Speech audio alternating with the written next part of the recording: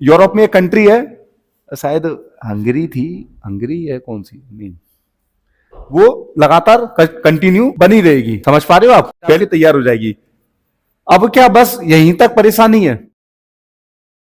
Okay, question पूछा गया है कि सर मैं बहुत परेशान हूं, प्लीज हिप्स और थाइस के लिए कुछ बता दीजिए या फिर कोई दवाई बता दीजिए। आपने इसमें बताया नहीं कि फैट ज्यादा है, क्या ज्यादा है, फैट ही ज्यादा होगा, छोड़ो। देखो इसका एक सिंपल सा सॉल्यूशन बता दे रहा हूं, कैलोरीज डेफिशिएट, और वो जो डाइट चार्ट डिजाइन होगा डेफिशिएट का, उसमें प्रॉपर मैक्रोस माइक्रोस का सेटअप होना चाहिए। क्योंकि जब आप डेफिशिएट में जाते हो ना, मसल लॉस करने के ज्यादा से ज्यादा चांसेस बने रहते हैं, ठीक है।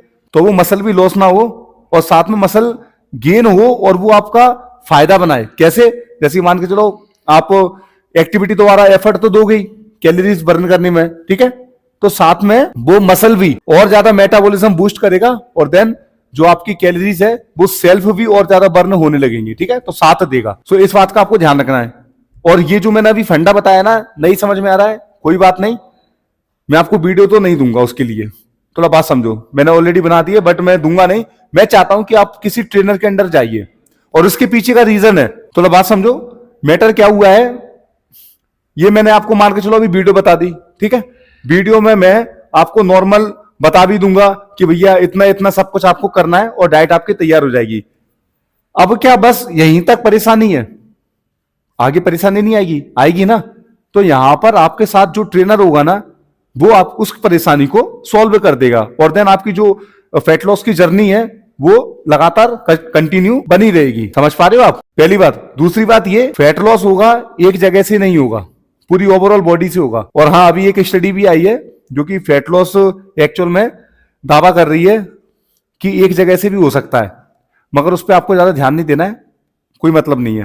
क्योंकि जब आप कैलोरी डेफिशिएट में जाओगे और प्रॉपर एक्सरसाइज करोगे, सब चीजों का ध्यान रखोगे, तो प्रॉपर जो फैट है आप कम करना चाह रहे हो अपने थाई पे से, हिप्स पे से, वो धीरे धीरे गलता रहेगा। और एक और बात सुनिए, कई बॉडीज का शेप ऐसा होता है कि हिप्स स्क्वाट करने के बाद, लेग्स अच्छे से करने के बाद, जो हिप्स का जो साइज है वो थोड़ा राउंडेड शेप में आता है, ठीक है। इसकी वजह से क्या, बहुत से लोग घबरा जाते हैं कि भैया ये क्या हो रहा है, थाइस टाइट हो रही है, फैट भी लॉस हो रहा है, तब भी हमारे हिप्स का शेप जो है वो बाहर की साइड निकल रहा है।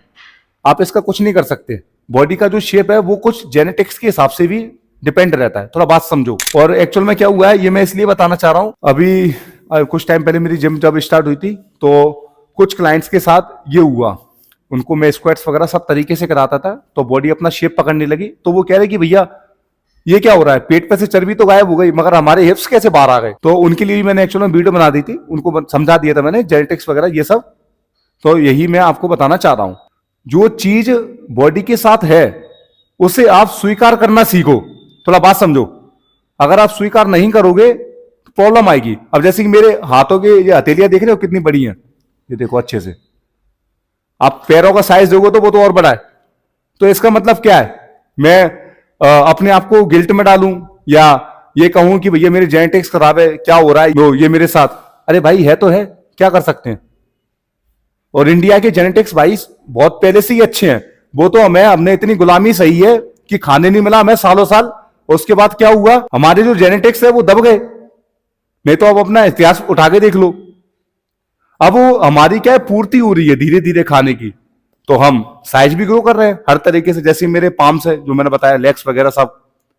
और इस बात को आप ऐसे भी कनेक्ट कर सकते हो, यूरोप में एक कंट्री है, शायद हंगरी थी, हंगरी है कौन सी, नहीं कौन सी है यार, तो वो कंट्री तो मैं अभी फिक्स नहीं कह रहा हूं, थोड़ा सा गलत भी हो सकता है, बट एक कंट्री जरूर है। उधर की जो जनता थी उनकी हाइट में 1 फुट का अंतर आया।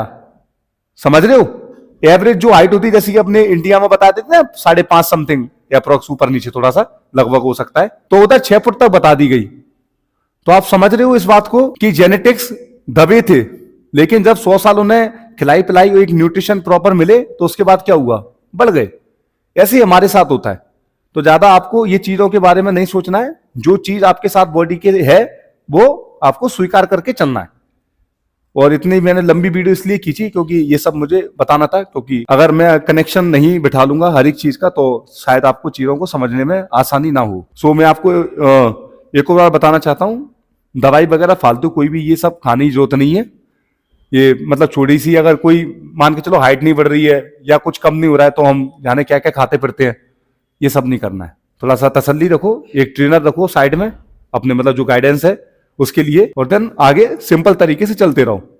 आप यहां पर ये भी तो देखिए, आपने इतना सब कुछ घबरा के क्या कर लिया, कुछ नहीं किया ना। प्रॉब्लम तो तब भी है। अब मेरे हिसाब से थोड़ा सा शांत रह के जो मैंने चीजें बताई हैं उस हिसाब से काम करके देख लो, 1 साल पता पड़ जाएगा बॉडी का क्या शेप है और रिजल्ट आ रहा है या नहीं आ रहा है। ठीक है।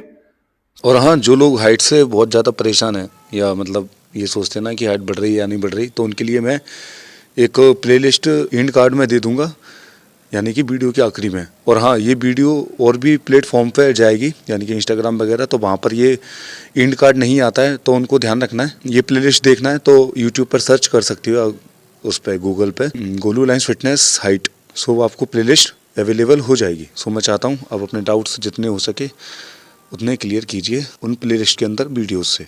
मैं ये नहीं कह रहा हूँ पूरे डाउट्स क्लियर हो जाएंगे, बट मैक्सिमम हद तक जो आपके क्वेश्चंस टॉर्चर करते हैं ना आपको, वो फिर आपको दोबारा कभी नहीं करेंगे। सो ये थी वीडियो।